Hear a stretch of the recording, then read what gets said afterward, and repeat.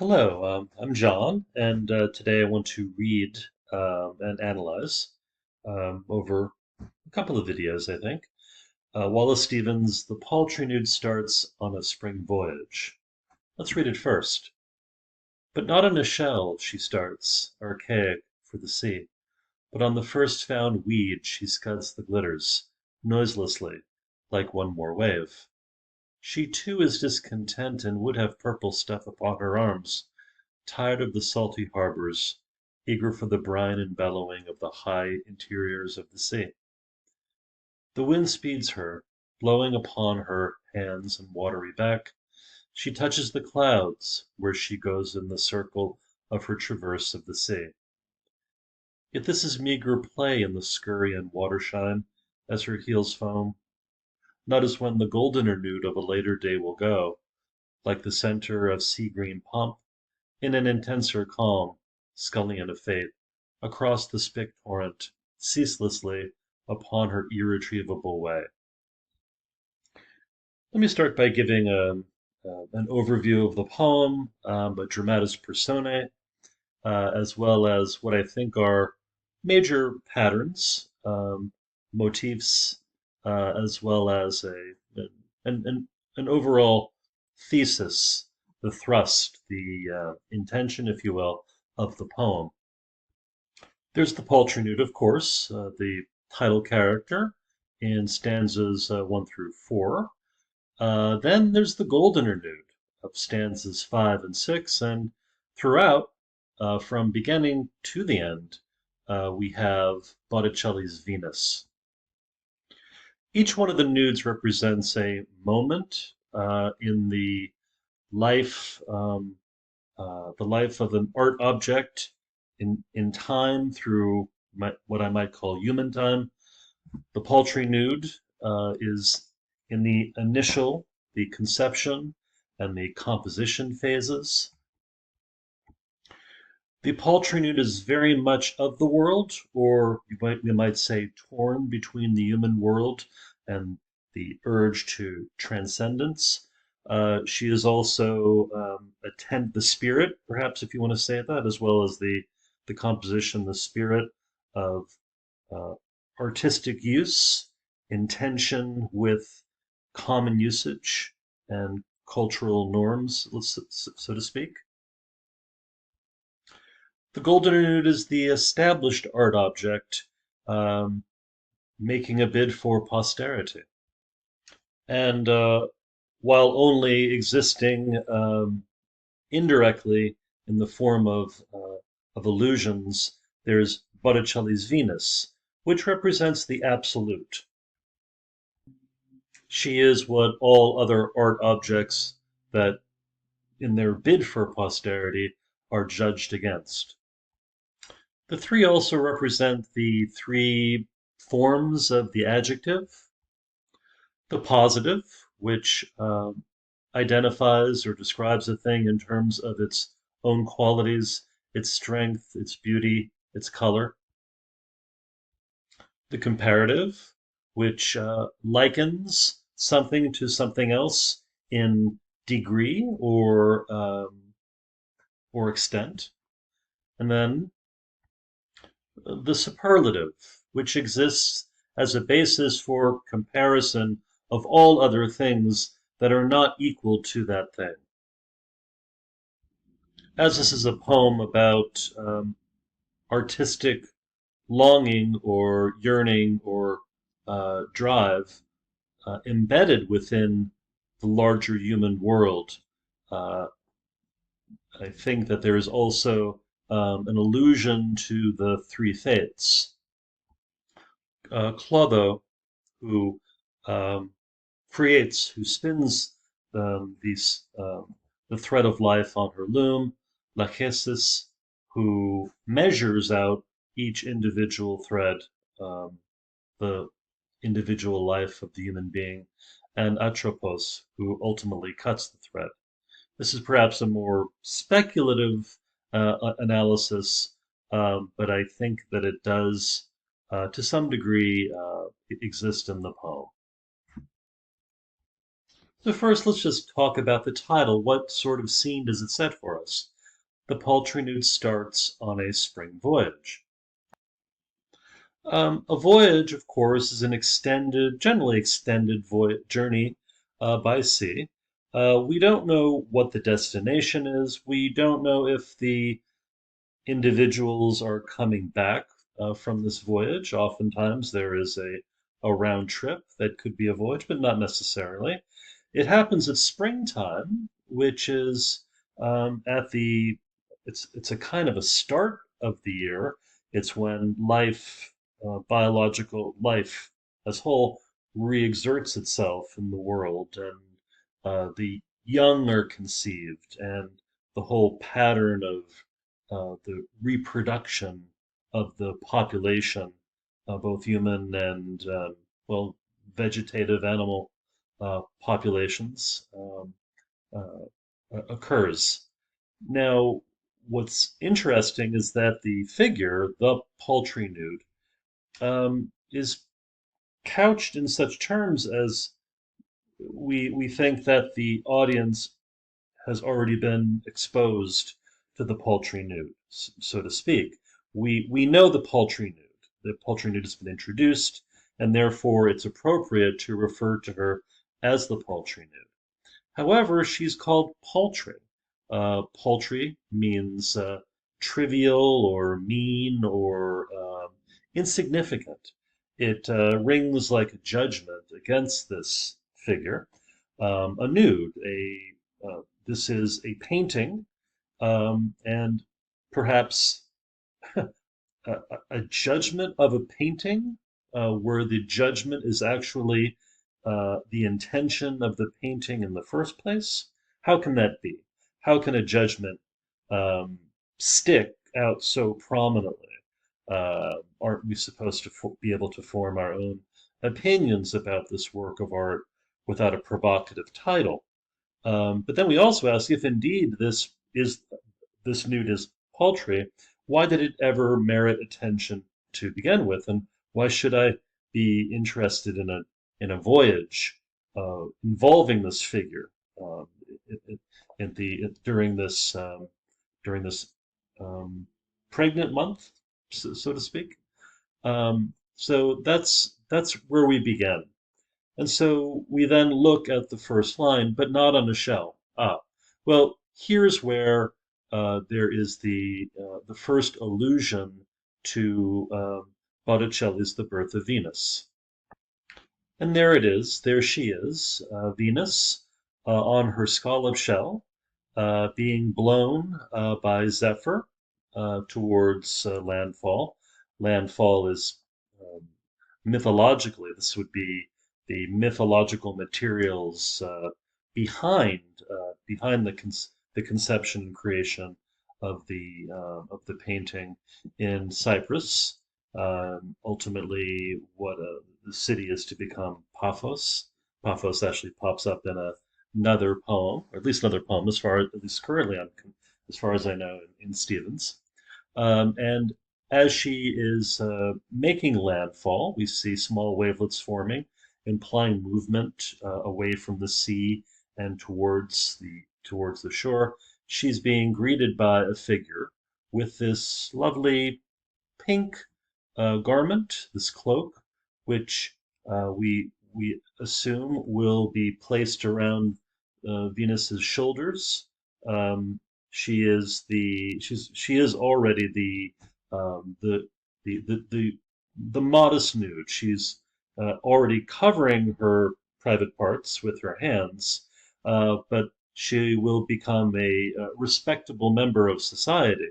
She will be presentable to society when her nudity is completely concealed, in keeping with the mores, the norms of the of the audience, which of course is of Catholic Europe. This is in the late 15th century. So it's, in a sense, you could call it a kind of cultural appropriation from the mythological into the contemporary world of the Venetians, as this was meant as a gift from Botticelli to the Medici family. Notice that so famous is Botticelli's Venus is that's all you have to say. You just have to say not on a shell.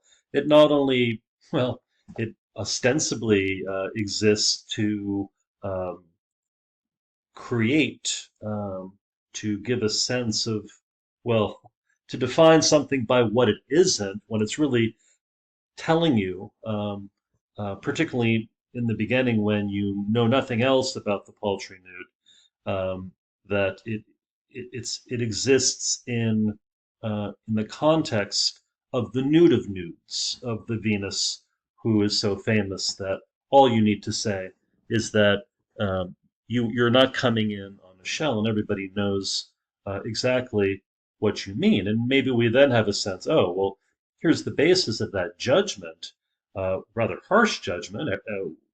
It's hard to think of many um, nudes that would not come out unscathed in comparison to the absolute nude, the Botticelli's very world famous for hundreds of years, the birth of Venus. Um, but not on a shell she starts archaic for the sea. In this line, she starts for the sea. Now, that does come across as a little bit dated or even archaic. We started for the sea.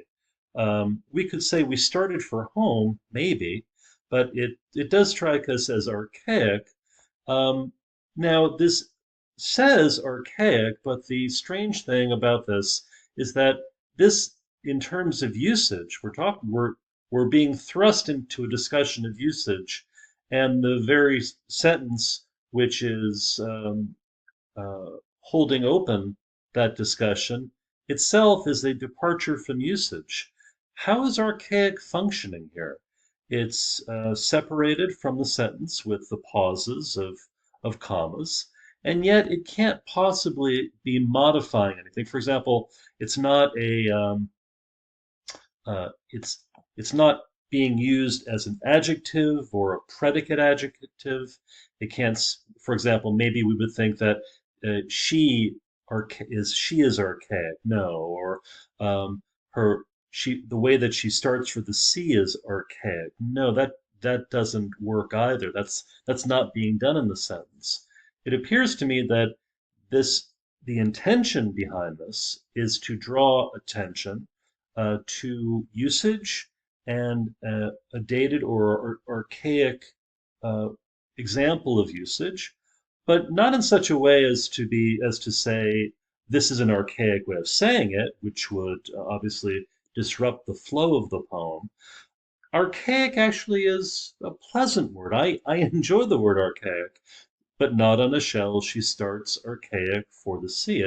I mean, it doesn't scan exactly. This is a free verse poem, but the language does flow. However, if we pause on the word archaic, we then begin to ask questions about, well, what is its role here? And the only reasonable conclusion is it's a comment upon the line in which it finds itself. It's is it usage becoming aware of itself? Um, Recall what I said earlier in my introduction that the paltry nude will be is in the is in that opening stages of the conception of the poem, of the conception of the figure. The paltry nude is the figure being conceived of. But as one conceives of a figure, one also is getting a lay of the land, is getting a sense of what is possible, what materials are available to you. And there's going to be a use of words, but then there's also going to be a larger usage in the human world, as I like to call it. And there's going to be a tension between those two things. So we're going to see that play out. So the rest of the stanza. But on the first found weed she scuds the glitters, noiselessly, like one more wave.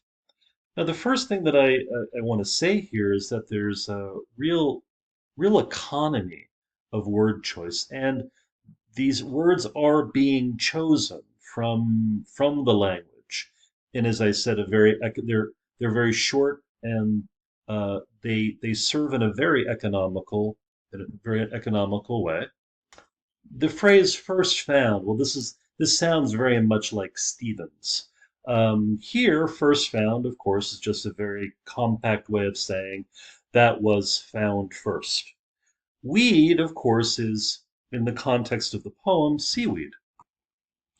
Scuds is to move quickly like a cloud.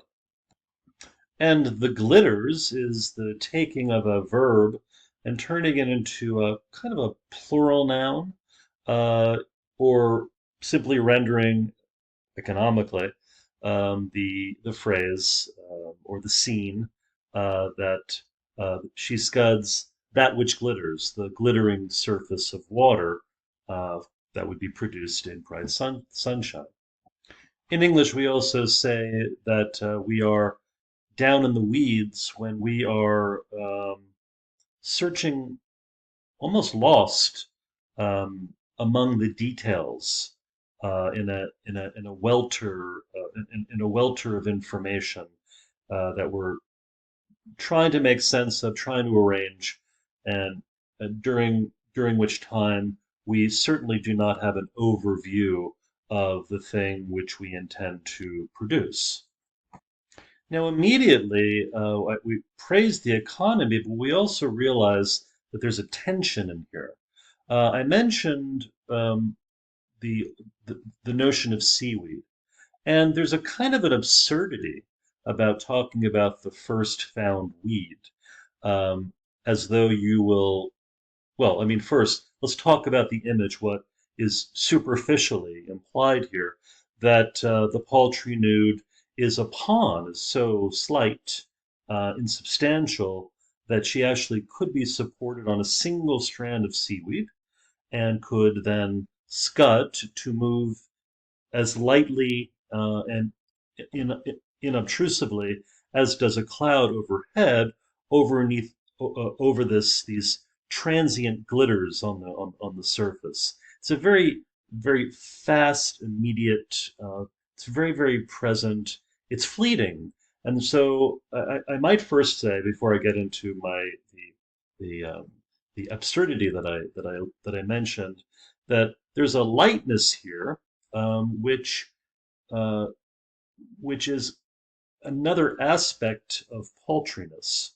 Paltriness means, as I said, something being trivial. We could talk about a paltry sum, not much, not uh, we're not getting much for what we're doing. And we have a problem with that. But in lightness is sort of the quality of magic, evanescence, as I said, transience. These are all magical qualities that we would that we hope hope to produce in our art, even in the Botticelli's Nude. The figures, if you look at them themselves, have a lightness. They're actually they seem to perhaps be floating off point or out of center.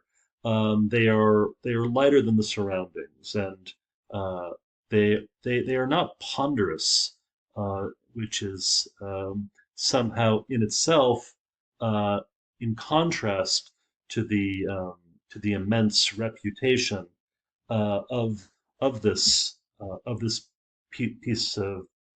piece of art. So in this way, there's a an immediate contrast between paltriness and lightness. The paltry being negative and the lightness obviously being positive. Now, to my point, I said it was absurd to to find a single weed, as though you would step out and say, "Oh, here's the first weed," when we know that seaweed exists in a mass in the water, and when you step into the water, that's how you're going to experience it. You don't experience seaweed as individual strands. Now, as an artist, you are confronted by the massive experience and you take from it elements. But that itself is is not conveyed by first found. Finding means that you come across it, whereas in the sense of selection, you are looking into it and you're making some intuitive choice about what which weed that you want. It's not necessarily the first weed. That might be an imperfect weed. You have a conception of the weed that you want. In any case, we have this contrast between this weed, and this collective, this mat of seaweed. Scuds itself um, can convey the notion of a cloud. And a cloud itself is amorphous. It's a mass. It has no definition to it. There is no there are no strict boundaries to it. Likewise, the glitters. Glitters are like insect scattering, let's say. They're here and then there. They can't be captured. And yet there is a definite intention to select and to bring out, to particularize. In addition, we have this word noiselessly. Now, when I think about scudding and glitters, I think about silence. I think this is all I need to hear to know that there is no noise. I don't need to be told that. So this kind of strikes me as a redundant comment, at least until we read the rest of the sentence, like one more wave. Now this itself is meant to be deflationary, like one more wave. If you consider the whole of wave action on the surface of water, what is one more wave? It is insignificant. It brings, we were originally talking about the positive aspects of lightness, and now here's the negative. You can ignore it. You're not going to notice it. But then again, that brings us back to it. How is it that we are, how is it then we noticed the paltry nude to begin with? But if you notice what I just said is I talked about the totality of waves. That's how we experience waves. We never experience just one wave. The only way that you could possibly begin to experience one wave is abstractly as a mathematical wave. Now it's singular. Wave is like weed, but weed is an actual thing that you can experience. Uh, Although, as we said, seaweed is experienced in a mass, but this can never be experienced in the physical world, not readily. You can catch sight of one and follow it, but you can never actually experience that. You experience the totality of the waves. Now, tying it back to noiselessly, when you do experience all of the waves, then you have a rising noise. You have a rising noise at the surf. Even when it's fairly calm, the waves can lap. But this is one more wave. One more wave itself is not going to generate much sound at all, but certainly more sound than the glitters would. And if if noiselessly doesn't really apply, well, it that's the thing. Noiselessly does apply in such a way that it's redundant to talk about the noiselessness. But to talk about the noiselessness of the water, well, that's unusual. The water will have some noise. So perhaps this functions as a certain gradation from the absolute noiselessness of scudding to the degree, the trending, as I said, shading perhaps, shading into some amount of noise. So there's real subtlety here. But we shouldn't lose sight of the fact that uh, there are the things that we experience and there are the things that we conceive of. So I think I said in the introduction that the paltry nude is somewhere between the world. She maybe, as I was thought of it somewhere, that she has an ear to the earth and an eye to the sky. She's trying to take in the entirety, trying to exist in the entirety of the human world, while also trying to transcend it. This, I guess you could call it the artistic impulse. Um, but if you notice, we always seem to be being pulled back in. The weed is pulled back into its natural state of seaweedness. We can never escape experience in the same way that we can never escape the usage of a sentence. The usage of a sentence is here, and the sentence is sentient, I guess, in a sense. It's aware of what it is, um, and it both suggests that the usage is both foundational as well as an obstruction. So this is the tension that's going to continue to play out in the poem. This will be the end of my first video. I'll continue with several more videos because that's how much time a Stevens poem takes. Thanks. Bye bye.